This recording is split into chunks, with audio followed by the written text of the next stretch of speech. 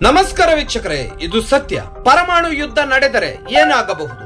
ಯಾವ ದೇಶವು ಅತ್ಯಂತ ಶಕ್ತಿಶಾಲಿಯಾಗಲಿದೆ?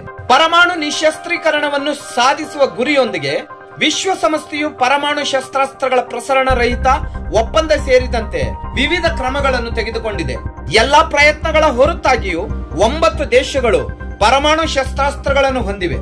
ಒಟ್ಟಾರೆಯಾಗಿ ಜಾಗತಿಕ ಪರಮಾಣು ಸಂಗ್ರಹವು 13,000 ಶಸ್ತ್ರಾಸ್ತ್ರಗಳ ಸಮೀಪದಲ್ಲಿದೆ.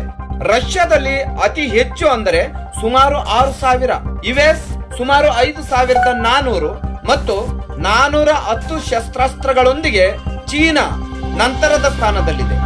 ಫ್ರಾನ್ಸ್ 290 ಅಣ್ವಸ್ತ್ರಗಳನ್ನು ಹೊಂದಿದ್ದರೆ ಯುಕೆ, ಪಾಕಿಸ್ತಾನ್ ಮತ್ತು ಭಾರತದಲ್ಲಿ ಕ್ರಮವಾಗಿ 225, 170 ಮತ್ತು 164 ಶಸ್ತ್ರಗಳು ಇವೆ.